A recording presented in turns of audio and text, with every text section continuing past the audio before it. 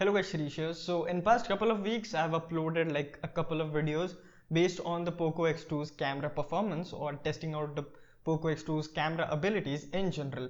But in both of these videos I did not mention quite deeply about the low light abilities of the POCO X2. It's not like I have not tested the abilities of the POCO X2 when it comes to low light. It's just that I had shot an entire video and I deleted the entire folder which had all the images and the sequence. So I had to redo this video and I'm redoing this video. So yeah, that is the reason this video got super delayed, or else this video would have been published around 1 week back or 2 weeks back maybe.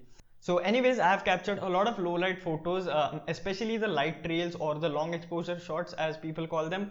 And I've also clicked some general shots as well, or general images as well. So I'll be just showcasing those images. I'll be also showcasing the edited parts of those images, and I'll be obviously giving out my verdict on the entire camera performance or the low light camera performance that I found on the POCO X2. Now if you guys want to know exactly how I shot these images or how I exactly captured these images, then do let me know in the comment section below. I'm happy to make a video on that.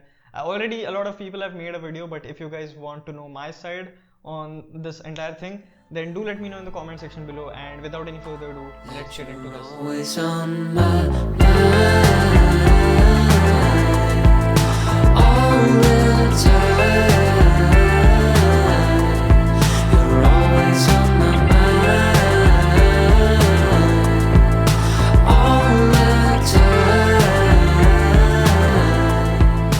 Don't you know?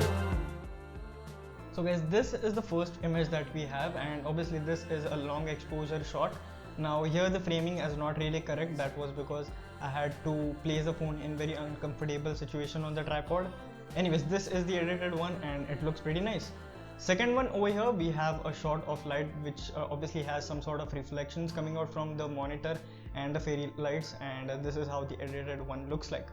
And yeah, there is not a lot of noise in the image. Basically that's super impressive. And again, here is a long exposure shot which we have got like really nice looking light trails over there, a little bit of flares as well. And this is how I did go on to edit the image, and again no noise at all, and that is super nice. And over here we have another shot. Again, this was a pretty lit shot or fairly lit shot, so we don't really have any sort of chance of noise. But if you go on to edit the image a little bit further, then you might notice a little bit of noise and degrade in the quality. So you know, that's something I discovered. And this is a super long exposure shot that I took of the night sky, and yeah, it turned fairly nice. When I posted it on Instagram, a lot of people were amazed that this was shot on a smartphone. And again, a long exposure shot or a light trail shot, and yeah, fairly good shot. The ISO was to its minimum, it was around 100, and the shutter speed here was around 8 seconds, and the shot was amazing. And here is my friend. It's kind of the same low light shot or a light trail shot. It's just the guy is standing in the picture, and I had to edit this a little bit in multiple directions basically, and here's how it turned out. And this is a fairly underexposed shot, and there is absolutely no noise, and I wanted to get kind of a moody tone out of it. So yeah, that's how I did it, and this is how it looks after editing. I had to pull up the exposure a little bit, but yeah, it did turn out pretty nice. Now this is a portrait image or an image shot using the portrait mode, and it did turn out nice as well. The edge detection is great, and here's how it looks after editing. Now the editing here was kind of unnecessary. The stock shot or the original shot looked pretty nice, so yeah, it's kind of a personal preference thing. I just edited it for the sake of editing. And here's another low light shot, and I had to brighten this up a little bit. I had to do a little bit of noise reduction over here because there was fairly good amount of noise in there. And this shot, again, it was shot using a tripod, so it had no chance of noise because whenever I have the tripod, I set the shutter speed a little bit slow or a little bit too slow, and the ISO to its minimum, which is 100. And now here are some ISO samples. So this image was shot at ISO 100 and shutter speed was around too high. I don't really remember it. And this is at ISO 200, again no noise at all. So this is ISO 400 and again literally no noise.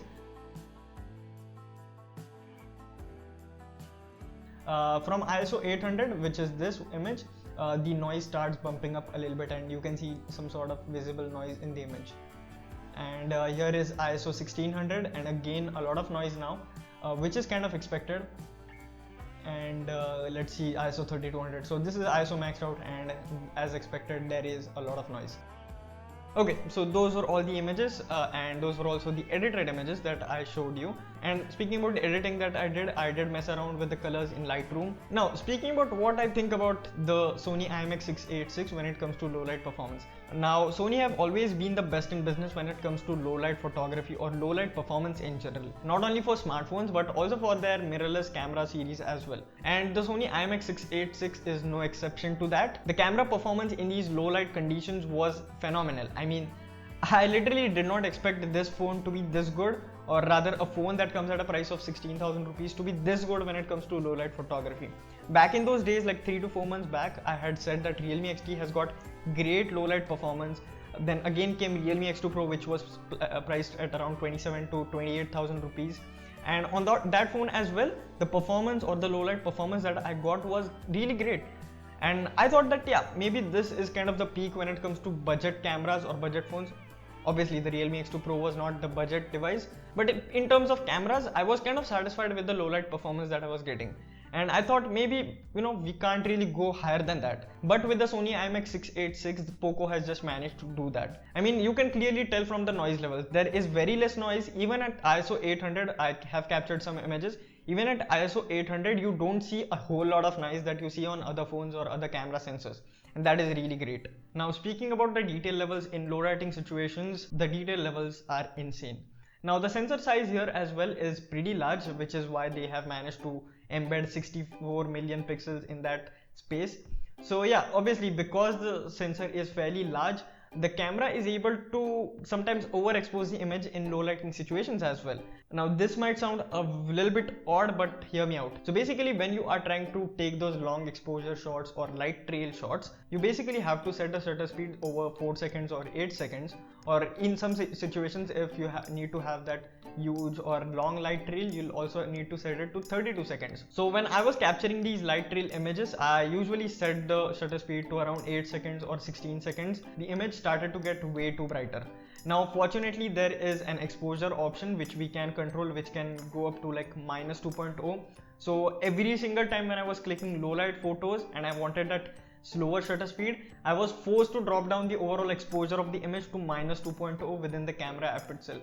And in fact the ISO was set to 100, which is the lowest that you can go on the POCO X2 or in fact most devices. And when you think about it, a phone which has got a camera sensor which is not even comparable to what we see on DSLRs can give you so much great performance. I mean, obviously I'm not comparing or drawing comparisons to DSLRs or anything like that. It's just the fact that how much better the smartphone cameras have evolved to this point. So if I have to sum this up, if you have a budget of around 20,000 rupees, then the POCO X2 is the one device that you should go for if you are into low light photography, or in fact if you are into any sort of photography, be it daylight or low light or anything in general. So yeah guys, that's it for this video. I hope this video helped you in some way or the other. If it did, be sure to leave a like, drop a comment, subscribe to the channel, and I'll see you guys in the next one. Thank you for watching.